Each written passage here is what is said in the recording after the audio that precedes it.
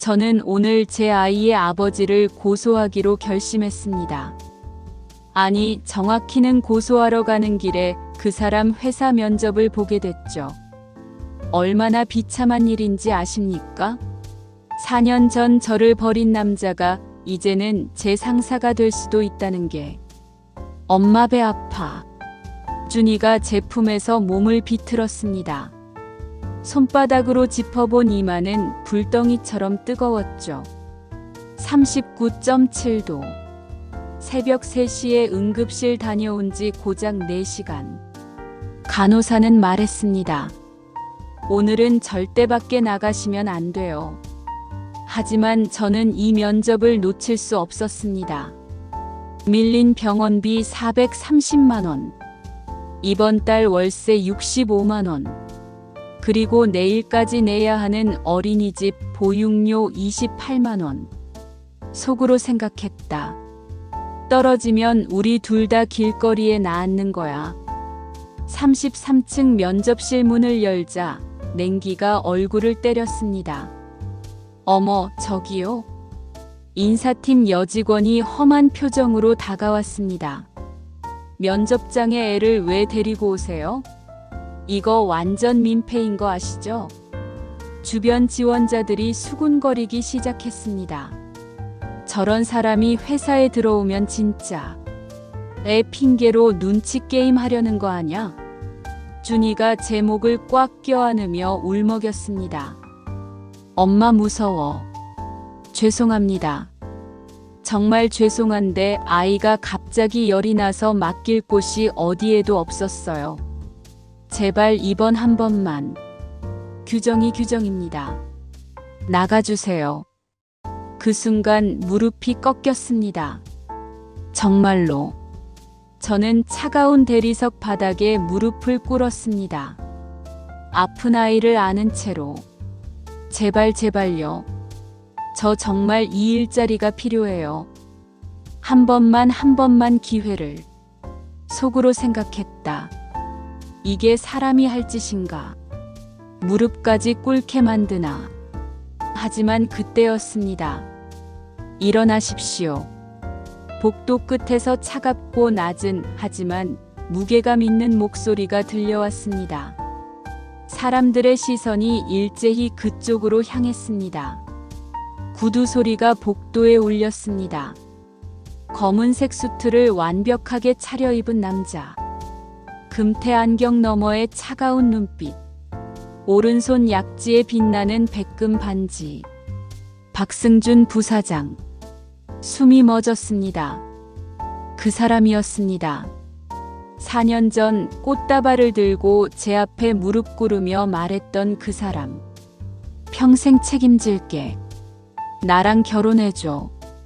그리고 일주일 뒤 흔적도 없이 사라졌던 그 남자. 박 부사장님. 인사팀 직원이 당황한 목소리로 말했습니다. 하지만 승준의 시선은 저를 향하고 있었습니다. 아니, 정확히는 제 품에 안긴 준이를 향하고 있었죠. 2초. 단 2초였지만 저는 모든 걸 봤습니다. 그의 눈동자가 흔들리는 것. 입술이 파랗게 질리는 것. 그리고 턱선에 힘이 들어가는 것. 면접 진행하겠습니다. 들어오십시오. 그가 먼저 회의실로 걸어 들어갔습니다. 저는 떨리는 다리로 무릎 꿇었던 그 자리에서 일어나 그의 뒤를 따라갔습니다. 유리문이 닫히는 순간 준이가 작은 목소리로 물었습니다. 엄마, 저 아저씨 누구야? 속으로 생각했다. 내 아빠야 하지만 절대 알면 안 돼. 제 입에서는 다른 말이 나왔습니다. 아무도 아니야. 그냥 회사 사람. 거짓말이었습니다. 4년 만에 다시 만난 그 사람은 제 아이의 아버지였고 오늘 저녁 제가 고소장을 제출할 바로 그 남자였으니까요. 이 면접실 안에서 우리의 전쟁이 다시 시작되는 줄은 그때는 몰랐습니다. 면접실 의자에 앉는 순간 준이가 제 무릎 위에서 기침을 터뜨렸습니다. 콜록 콜록. 저는 서둘러 손수건으로 아이 입을 닦았습니다. 하지만 임원 5명의 시선은 차갑기만 했죠. 속으로 생각했다. 제발 눈치채지 마. 이 아이가 누구인지. 고아라 씨. 경력이 단절된 기간이 4년이네요. 그 사이에 무슨 일이 있었습니까? 인사팀장의 질문에 숨이 막혔습니다. 4년 전, 임신 8개월의 원룸에서 혼자 진통을 견디던 밤, 출산 직후 병원비 때문에 퇴원을 못해서 복도 의자에서 새우잠을 잤던 사흘, 개인적인 사정이 있었습니다. 그때 맨 왼쪽 끝에 앉은 승준이 처음으로 입을 열었습니다. 충분합니다. 다음 질문으로 넘어가시죠. 목소리가 떨리고 있었습니다. 그 사람 눈치챈 거였습니다. 여자 임원이 날카롭게 물었습니다. 아이 아버지는 어디 계십니까? 순간 준이가 제 옷깃을 잡아당기며 작게 속삭였습니다. 엄마 아빠는 어디 있어? 속으로 생각했다. 제발 이 질문만은. 저는 천천히 고개를 들어 박승준을 똑바로 바라봤습니다. 버렸습니다. 아이 아버지가 저희를 버렸습니다. 탁. 승준의 손에서 볼펜이 떨어졌습니다. 회의실이 순간 조용해졌습니다. 그의 얼굴이 새하얗게 변했습니다. 고아라 씨, 잠깐 밖에서 얘기 좀 합시다. 아직 면접이 끝나지 않았는데요. 지금 당장. 승준이 회의실 문을 박차고 나갔습니다. 저는 준이를 아는 채 천천히 그의 뒤를 따라갔습니다. 복도 끝. 비상구 계단. 문이 닫히자마자 승준이 제 팔을 붙잡았습니다. 알아야 저 아이가 내 아이야? 준이가 무서운 듯 제 품에 더 깊이 파고들었습니다. 관심 없으셨잖아요. 4년 동안. 뭔 소리야? 나는 내가 어디 있는지도 몰랐어. 속으로 생각했다. 거짓말 하지 마. 전화 끄는 건 누구였죠? 당신 어머니가 찾아왔을 때 왜 안 나타났어요? 순간 승준의 얼굴이 굳었습니다. 뭐? 우리 어머니가? 비 쏟아지던 그날 밤, 당신 어머니가 말했죠. 너 같은 애가 감히 우리 아들한테 접근했냐고. 빚쟁이 딸 주제라고요. 승준의 두 눈이 흔들렸습니다. 그리고 협박했어요.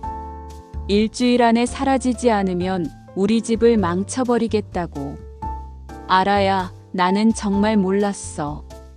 몰랐다고요? 그럼 제가 임신한 것도, 당신 아이를 혼자 낳은 것도, 병원비 때문에 밤새 편의점에서 일한 것도 몰랐겠네요. 저는 가방에서 서류 봉투를 꺼냈습니다. 양육비 청구 소송, 친권 확인 소송. 승준의 손이 부들부들 떨렸습니다. 당신을 고소하는 겁니다. 박승준 씨.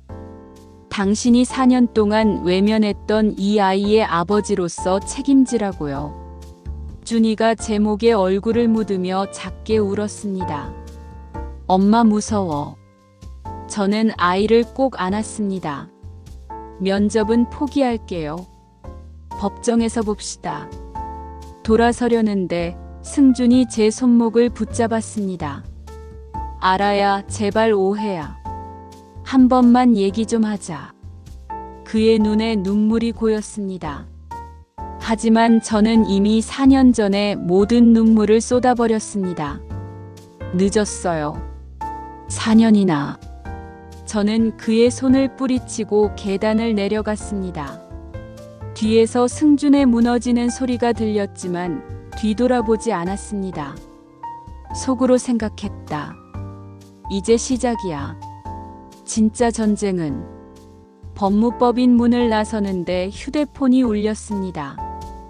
고아라 씨 면접 합격하셨습니다. 박승준 부사장님께서 직접 지시하셨습니다. 속으로 생각했다. 말도 안 돼. 죄송하지만 사퇴하겠습니다. 내일부터 출근해 주시길 바랍니다. 전화가 끊겼습니다. 집에 돌아오니 현관문 앞에 택배 상자가 쌓여 있었습니다. 고급 백화점 포장, 아이 옷, 장난감, 영양제, 그리고 편지. 알아야. 미안해. 하지만 이건 오해야. 편지를 구겨버렸지만 준이가 곰인형을 안았을 때 차마 빼앗을 수 없었습니다.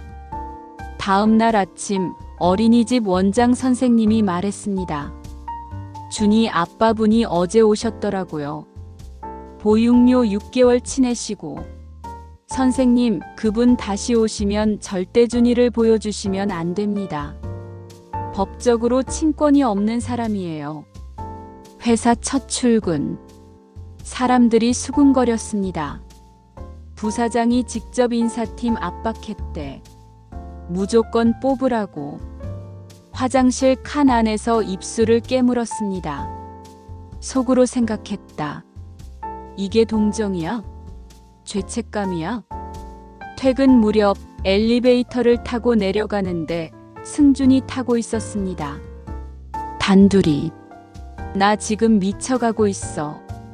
4년 동안 내 아이가 있었다는 게. 그만하세요. 어머니한테 따졌어. 내가 임신했었냐고. 뭐라고 하시던가요? 모른다고 했어. 엘리베이터가 멈췄습니다. 승준이 비상정지 버튼을 눌렀던 겁니다. 1분만 들어줘. 그가 저를 똑바로 바라봤습니다. 눈이 충혈돼 있었습니다. 나는 4년 전에 교통사고를 당했어. 내가 사라지고 사흘 뒤 3개월 혼수 상태였고 깨어났을 땐 기억 일부가 날아가 있었어. 손이 떨렸습니다. 거짓말. 의료 기록 있어. 너한테 마지막 전화가 그날 저녁 7시 32분. 그 뒤로 기억이 없어. 그럼 당신 어머니는? 내가 혼수 상태일 때 뭔 짓을 했는지 어머니만 알아. 내 기억이 돌아오면 안 된다는 말만 반복하고. 속으로 생각했다. 아니야. 이건 또 다른 거짓말이야. 하지만 승준의 눈빛은 진심이었습니다. 알아야, 나 진짜 몰랐어. 깨어났을 때 넌 이미 사라진 뒤였고 4년 내내 미친 듯이 찾았어. 사설 탐정 3명 고용하고. 근데 넌 이름까지 바꿨잖아. 맞았습니다. 저는 고아라에서 강아라로 이름을 바꿨습니다. 내가 날 버린 줄 알았어. 승준의 목소리가 갈라졌습니다. 근데 어제 그 아이를 보는 순간 내가 얼마나 큰 걸 놓쳤는지 알았어. 문이 열렸습니다. 저는 비틀거리며 밖으로 나갔습니다. 고아라. 뒤에서 승준이 불렀지만 저는 뛰었습니다. 그날 밤 준이를 재운 뒤 저는 오래된 상자를 꺼냈습니다. 4년 전 승준 어머니가 놓고 간 봉투.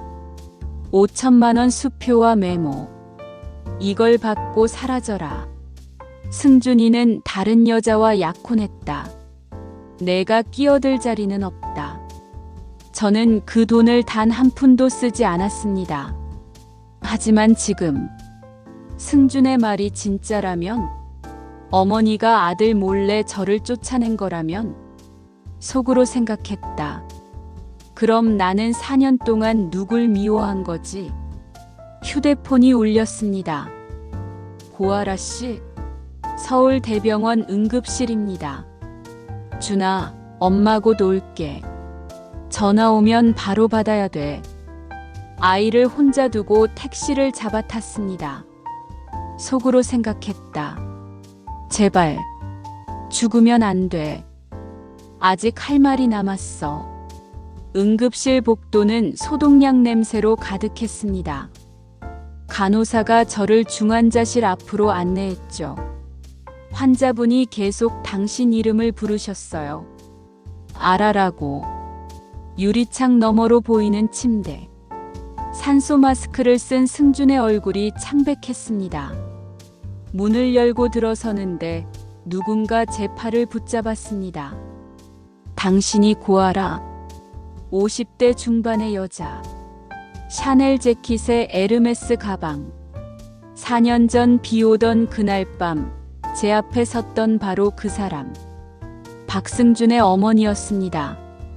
감히 여기까지 와? 아들이 위독하다길래 왔습니다. 내가 나타난 뒤로 매일 밤 술 마시고 회사 옥상 난간에 서 있더라. 너 때문이야. 속으로 생각했다. 이 사람은 아직도 모르는 거야? 사모님. 4년 전 그날 밤 사모님이 저한테 하신 말 기억하세요? 뭔 소리야? 저는 가방에서 초음파 사진을 꺼냈습니다. 2021년 5월 14일. 이게 거짓말로 보이세요? 박 여사가 뒷걸음질 쳤습니다. 그리고 이것도요. 준이 출생증명서. 2022년 1월 8일. 승준 씨 사고 나고 3개월 뒤. 혼자 낳았어요. 보호자 없이.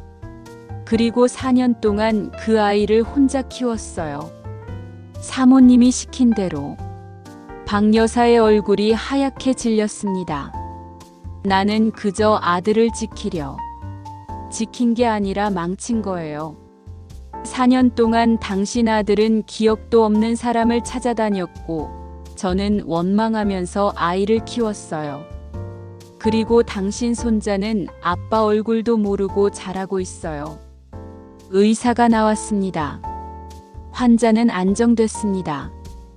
극심한 스트레스로 인한 실신이었어요. 저는 그제야 숨을 쉴 수 있었습니다. 30분 뒤. 승준이 눈을 떴습니다. 아라야. 정신 좀 차려요. 준이 혼자 집에 있어요. 미안해. 미안하다는 말 이제 그만하세요. 저는 일어섰습니다. 하지만 승준이 제 손목을 붙잡았습니다. 아라야, 나 준이 보고 싶어. 안 돼요. 당신은 법적으로 준이 아빠가 아니에요. 문 앞에서 박 여사가 저를 불렀습니다. 고아라 씨. 미안하다는 말은 안 할게. 그럴 자격도 없으니까. 그녀가 명함을 내밀었습니다. 양육비, 준이 통장, 교육비. 다 처리할게. 돈으로 해결할 수 있는 문제가 아니에요. 그럼 한 번만. 손자 얼굴만 한 번 보면 안 될까? 속으로 생각했다. 이 사람도 외로웠던 건가? 준이가 원하면요. 집으로 돌아오는 택시 안. 휴대폰이 울렸습니다. 아라씨. 큰일 났어요. 준이가 사라졌어요. 무슨 일이세요? 화장실 갔다 온다더니 30분째 안 보여요. CCTV 확인하니 누군가랑 같이 나갔어요. 누구요? 잘 안 보여요. 모자 쓴 남자. 저는 차에서 뛰어내렸습니다. 속으로 생각했다. 준아, 제발 무사해야 돼. 휴대폰에 문자가 왔습니다. 엄마, 나 아빠 만났어. 아빠가 놀이공원 데려간대. 마이너스 준이. 아빠. 준이는 아빠가 누군지도 모르는데. 그럼 그 남자는 대체 누구인가요? 손이 얼음장처럼 차가워졌습니다. 경찰서 형광등이 눈을 찔렀습니다. 신고 접수하신 지 1시간이 지났는데 아직 연락 없으세요? 네, 없어요. 준이 전화도 안 받아요. 속으로 생각했다. 제발, 제발 무사하기만 해라. 형사가 어린이집 CCTV를 돌렸습니다. 화면 속에서 준이가 한 남자의 손을 잡고 걸어 나갔습니다. 남자는 검은 모자를 깊게 눌렀었지만 뒷모습이 낯익었습니다. 저 사람 누군지 아세요? 저는 화면을 멈추고 확대했습니다. 남자의 오른손 약지, 은색 반지 하나, 심장이 쿵 내려앉았습니다. 아빠예요. 네. 아버지가 데려갔다고요? 아니요. 제 아버지요. 4년 전 사라졌던 제 아버지. 도박 빚을 2억이나 지고 증발했던 그 사람. 휴대폰이 울렸습니다. 모르는 번호. 여보세요? 알아야. 목소리를 듣는 순간 온몸에 소름이 돋았습니다. 아버지, 미안하다. 준이 데려간 거. 지금 어디예요? 준이는 괜찮아요? 괜찮아. 지금 옆에서 아이스크림 먹고 있어. 엄마 보고 싶다는데 조금만 기다리래. 왜 이러는 거예요? 준이 당장 돌려보내요. 전화 너머로 한숨 소리가 들렸습니다. 알아야. 아빠가 죽을 것 같아. 뭐라고요? 빚쟁이들이 날 찾아냈어. 이자까지 합치니까 4억이 넘더라. 다음 주까지 안 갚으면 진짜 죽는다. 손이 부들부들 떨렸습니다. 그래서 준이를 납치한 거예요? 4살짜리를. 납치가 아니야. 그냥 외손자 얼굴 좀 보고 싶었어. 거짓말 마세요. 알아야. 너 요즘 재벌 아들이랑 다시 만났다며? 준이 아빠가 걔잖아. 돈 좀 받아낼 수 있을 것 같아서. 속으로 생각했다. 이 사람은 끝까지 이런 사람이구나. 아버지, 제발 준이만은 이용하지 마세요. 이용? 아빠가 언제 너희를 이용했어? 평생 그렇게 사셨잖아요. 엄마 생명보험금으로 경마장 다니고 제 대학 등록금까지 날리고. 전화 너머가 조용해졌습니다. 알아야. 아빠도 후회하면서 살아. 매일. 근데 이미 늦었어. 이제 와서 착한 아빠 노릇도 못하겠고. 그냥 마지막으로 돈 좀 받고 너희 앞에서 영영 사라질게. 준이 위치 알려주세요. 지금 당장. 박승준한테 4억만 받아와. 그럼 준이 돌려줄게. 미쳤어요. 딱 하루만. 내일 이 시간까지. 안 그러면 뭐예요? 아빠도 어쩔 수 없어. 전화가 끊겼습니다. 병원으로 다시 달려갔습니다. 승주는 침대에서 링거를 맞고 있었습니다. 알아요. 무슨 일이야 얼굴이. 준이 없어졌어요. 뭐? 제 아버지가 데려갔어요. 4억 달라고. 안 그러면 준이를. 승준이 링거 바늘을 뽑으며 벌떡 일어났습니다. 지금 어디야? 내 아버지 연락처. 몰라요. 새 번호예요. 위치 추적도 안 돼요. 경찰은 신고했어요. 근데 가족이 데려간 거라 유괴로 보기 어렵대요. 승준이 재킷을 집어들었습니다. 내가 찾을게. 어떻게요? 사설 탐정, 회사 보안팀, 내가 쓸 수 있는 거 다 동원할 거야. 그가 휴대폰을 꺼내 전화를 걸기 시작했습니다. 여보세요? 김 실장. 지금 당장 서울 시내 CCTV 돌려. 4살 남자아이 키 150cm, 검은 점퍼. 저는 그 모습을 보며 무너져 내렸습니다. 속으로 생각했다. 이 사람이 4년 전에도 이랬다면 어땠을까? 3시간 뒤 휴대폰이 울렸습니다. 승준의 전화. 찾았어. 정말요. 강남역 근처 모텔 402호.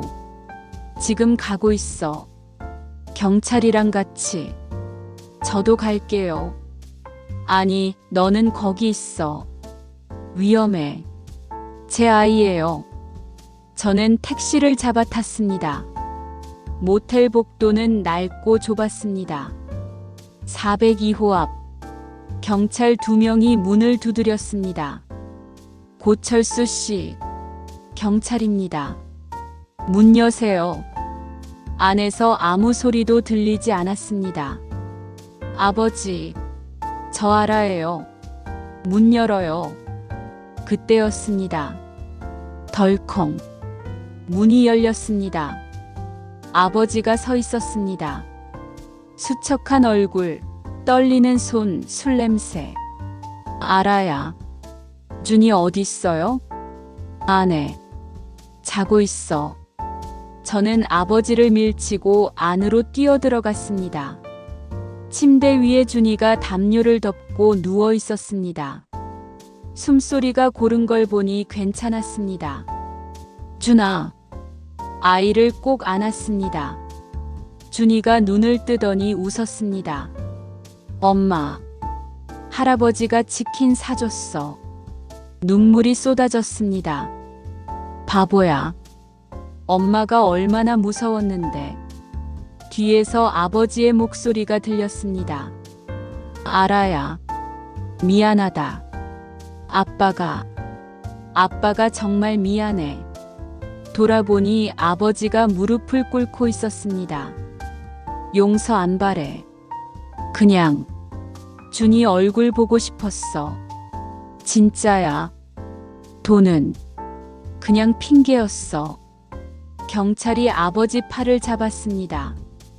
미성년자 약취제로 연행하겠습니다. 잠깐만요. 제가 말했습니다. 약취제는 취하할게요. 아라씨. 승준이 놀란 표정으로 저를 봤습니다. 아버지도 눈물을 흘리며 고개를 들었습니다. 알아야. 대신 조건이 있어요. 저는 아버지를 똑바로 바라봤습니다. 준이 앞에 다시는 나타나지 마세요. 평생. 그게 아버지가 할 수 있는 유일한 사랑이에요. 아버지의 얼굴이 일그러졌습니다. 알았다. 경찰이 물러났고 아버지는 비틀거리며 문 밖으로 나갔습니다. 복도 끝에서 한번 뒤돌아봤지만 저는 외면했습니다. 속으로 생각했다. 미안해요, 아버지. 하지만 준이는 지킬 거예요. 모텔 밖. 승준이 준이를 안고 있었습니다. 처음으로 아빠와 아들이 함께 있는 모습이었죠. 무거워요? 아니, 하나도 안 무거워. 승준의 눈에 눈물이 고였습니다. 준이가 고개를 들고 물었습니다. 아저씨, 울어? 아니야. 그냥 먼지 들어갔어. 거짓말. 엄마도 그렇게 말해. 승준이 웃었습니다. 저도 따라 웃었습니다. 그리고 그 순간 4년 만에 처음으로 우리 셋이 함께 웃고 있었습니다. 길은 아직 멀었지만 시작은 된 것 같았습니다.